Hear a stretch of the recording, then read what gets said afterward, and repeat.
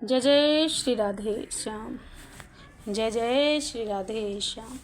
तत्व सुखे सुखित्वम, प्रेम की अद्भुत कहानी। सुबह की बेला हुई। स्नान आदि से कब के निवृत्त हो गए थे द्वारिकाधीश। बैठे थे ध्यान की मुद्रा में। किसका ध्यान?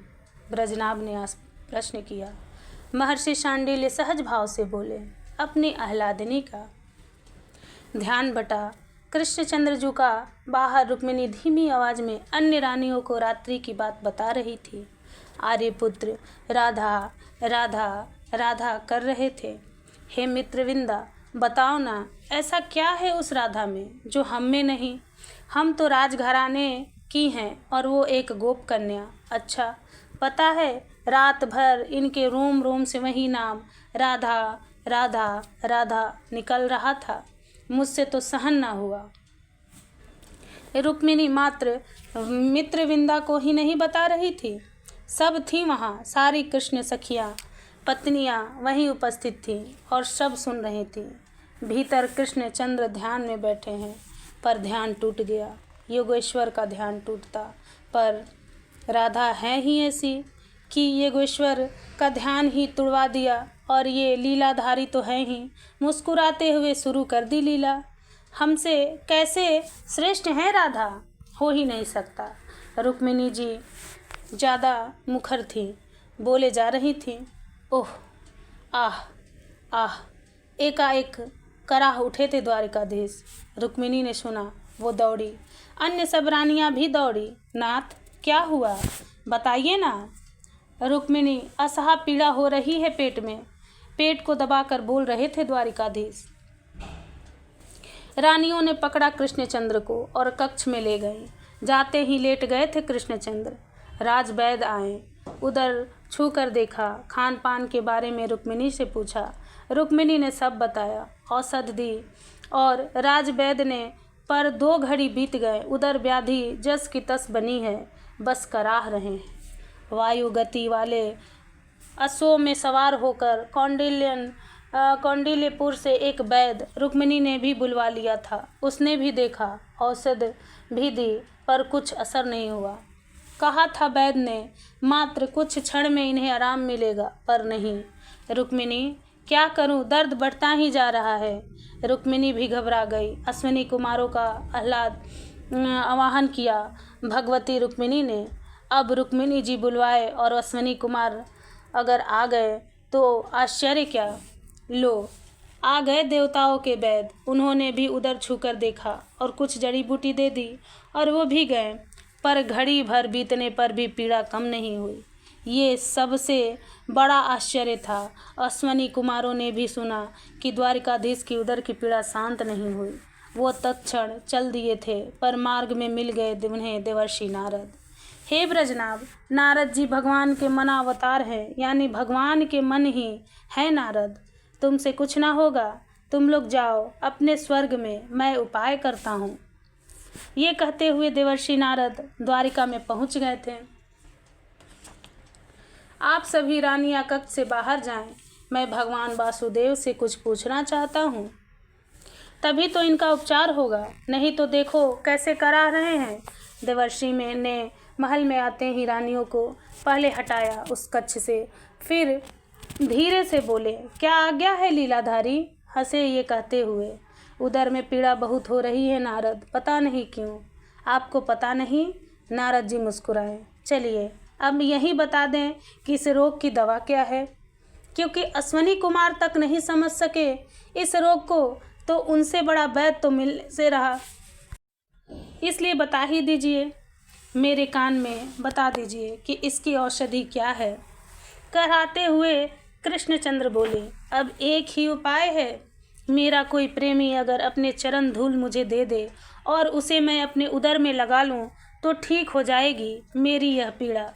तो प्रेमी, नारद जी सोचने लगे, और उस प्रेमी भक्त को अपनी पैर धूली देनी है आपको, यही ना?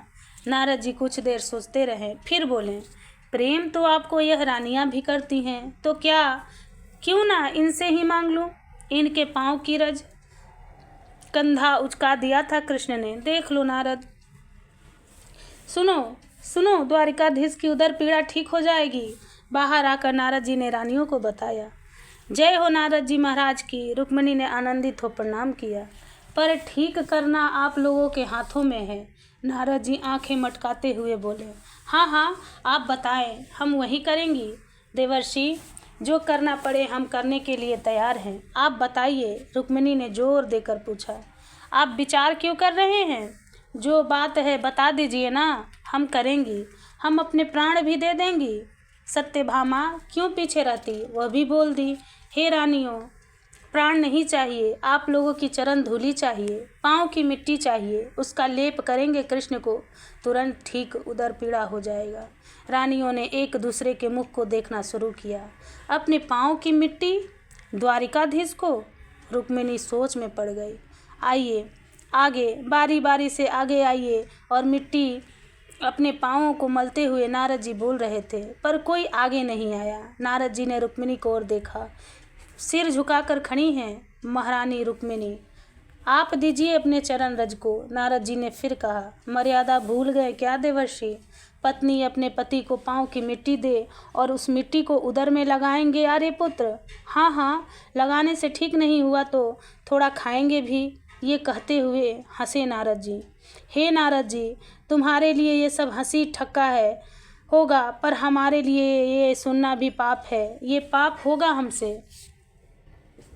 नारद जी, हमें नर्क नहीं जाना, हमें नर्क में जाकर सड़ना नहीं है। सत्यभामा बोलने लगी थी।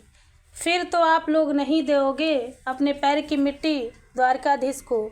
नहीं, आप बता दीजिए। रानियों की बातें सुनकर नारद जी फिर कक्ष में कृष्ण के। क्या हुआ नारद? कहाँ है रज? लाओ ना। नहीं दिया किसी ने रज?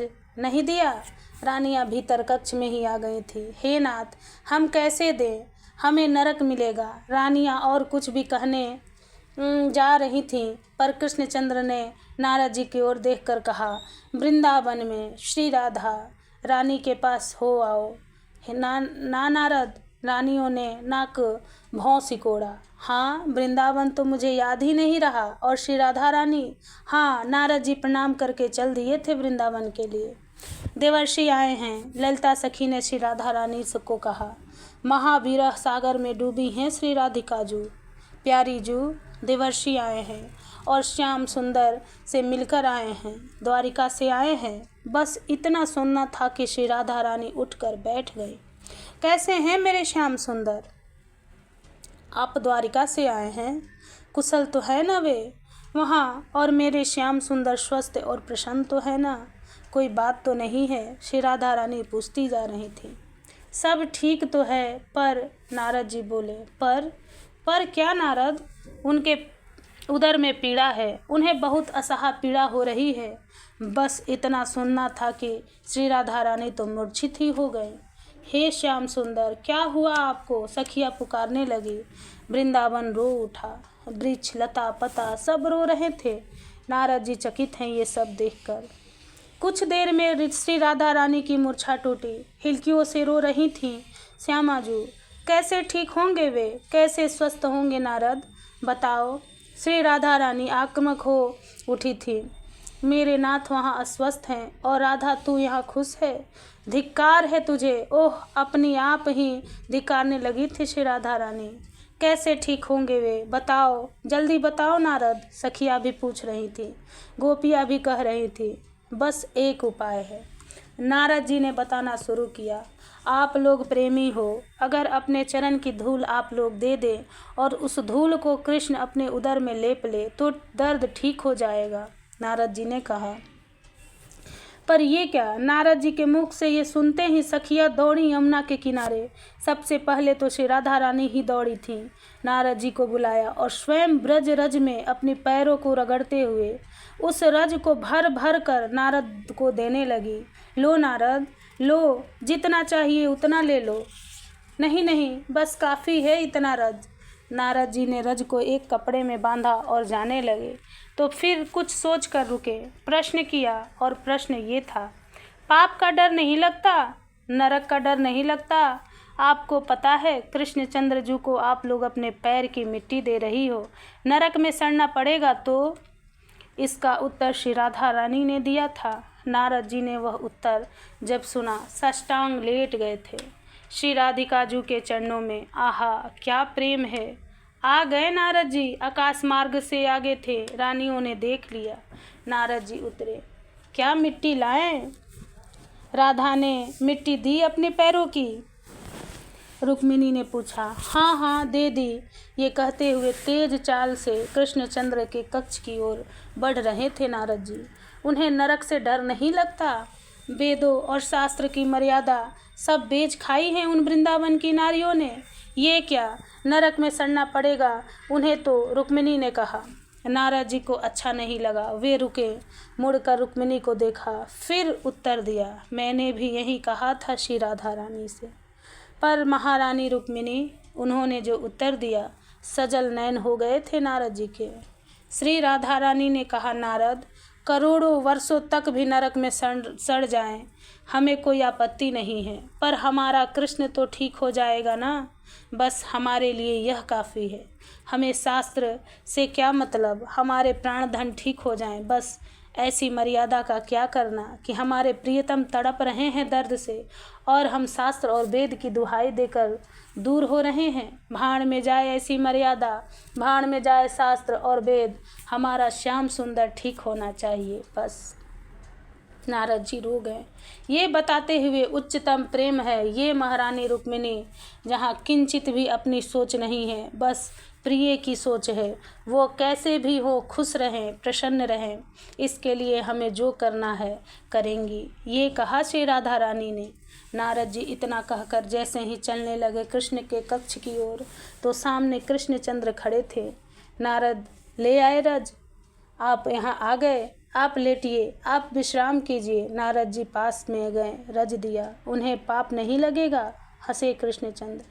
रुक्मिणी का सर झुक गया था, समस्त रानियों का मस्तक झुक गया था। अब कोई नहीं कह सकता कि राधा क्या है, उधर पीड़ा तो थी ही नहीं।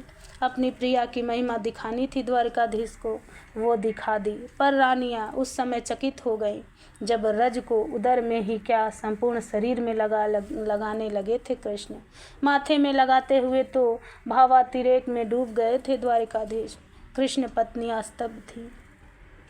रुक्मिणी को कुछ भी समझ नहीं आया, वह सब कुछ समझ गई थी। राधा के सामने हम कुछ नहीं है, राधा राधा है। जय जय श्री राधे श्याम, जय जय श्री राधे श्याम।